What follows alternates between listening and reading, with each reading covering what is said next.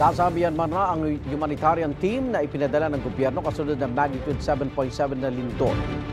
Papanayin po natin, kaugnay niyan, si Health Secretary Ted Herbosa. Secretary Herbosa, magandang umaga po. Magandang umaga, Igan, at magandang umaga sa mga nagsusubaybay sa unang hearing. Kumusta na po yung search and medical operations ng ating humanitarian team na nasa Myanmar? Yes, safely nakalating kahapon ng 2:00 ng hapon yung ating 53-man contingent ng Philippine team.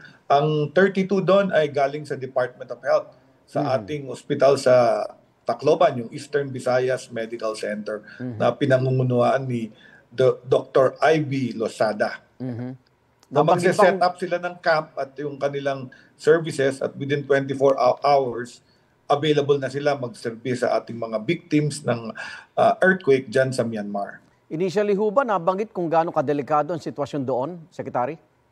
Yes, no, ang maraming building ang nag-collapse, marami pang kailangan ng search and rescue. May kasama silang team from the Bureau of Fire na Urban Search and Rescue na umalis kahapon. At madadagdagan pa sila. Ang total contingent natin 90 plus, no? So I think 53 pa lang yung unang napadala ng dalawang C-130 na umalis kahapon ng umaga. Nakafocus ba sila doon sa apat nating kababayan na patuloy na hinahanap? Oo, kasama din yun yata sa mission ng ating search and rescue. At of course, yung mga iba pang mga victims na natrap sa mga rubble ng madaming collapsed building dyan sa Myanmar. Opo. Yung pangalawang batch po, kailan po aalis? O nakaalis na Alam ba? ko today, no? Okay. Igan, paalis na rin ang contingent na yon. Opo. Puro sa Myanmar lang po ang punta nila o meron din tayong sa Thailand? Myanmar lang po ang nag-request ng medical assistance, urban search and rescue at iba pang mga bagay. Opo. Ang Thailand di naman nag-request sa atin po.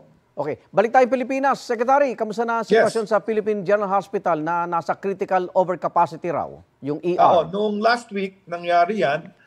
Actually, hindi naman yung problema yung mga pasyente, yung problema yung oxygen ports na kinakabitan ng ating mga ventilators. Kaya ang sabi nila, nag-warning sila na kayo ay medyo serious, baka hindi kayo mabigyan ng tamang serbisyo.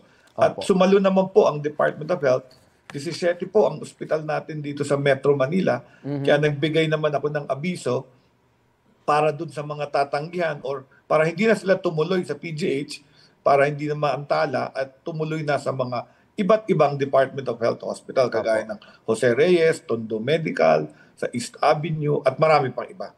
Yung oxygen ports na lutas na rin po, yung problema? Opo, ang nangyayari dyan, pagka may mga napauwi ng pasyente, naki-clear up yung mga pasyenteng naka-ventilator sa emergency department. So, alam ko, bumababa na at in a few days, baka mag-declare na sila ng normal status nila ulit. Bantay dengue, Secretary, kamusta na? Well, tumaas ang ating dengue by over 75%, no? Kumpara sa last year. And because of this, ini-expect ko na ito siguro yung taon, every 3 to 5 years kasi nagkakaroon tayo ng outbreak ng dengue. Ang outbreak nating huli, 2019. So, naghihintay tayo ng malaking outbreak. So, ito yung taon na yun na most likely, no? Umiikot kasi yung mga variant.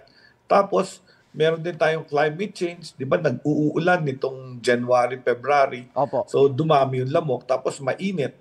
Gustong-gusto ng lamok yung mainit. Kaya pag madami ang dengue, madami ang lamok. At pag para ang programa ng Department of Health dyan, yung taob, taktak, tuyo at takip para doon sa mga pinamumugaran ng mga mosquito na Aedes na nagdadala ng sakit na dengue. So 4 o'clock habit po yun, maglinis tayo ng mga pinupugaran ng tubig para hindi dumami ang dengue. Secretary, paalala lang po sa damang init na naranasan natin ngayon. Ayan, so meron tayong very high heat index, umaabot ng mga 40 to 50 degrees centigrade sa ating mga probinsya sa norte, no? Kailangan mag-ingat talaga yung mga taong nandoon sa matataas na heat index, tamang suot, pwede kayo magkaroon ng mga iba't ibang sakit kagaya ng heat fatigue, heat stroke at pwedeng himatayan at dalhin sa ospital.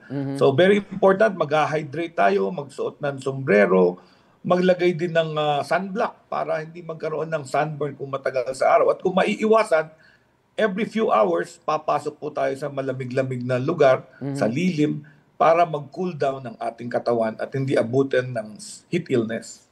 Maraming salamat, Health Secretary Ted Herbosa. Ingat po. Maraming salamat. Ingat, Igan. Igan, mauna ka sa mga balita, mag-subscribe na sa GMA Integrated News sa YouTube para sa iba't ibang ulat sa ating bansa.